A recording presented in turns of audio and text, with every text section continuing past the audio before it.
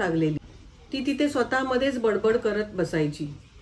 रात्रीचा तिचा नवरा झोपला की ती हळूच बेड खाली वाकून बघायची आणि खाली बेडच्या खाली वाकून बघत बसायची।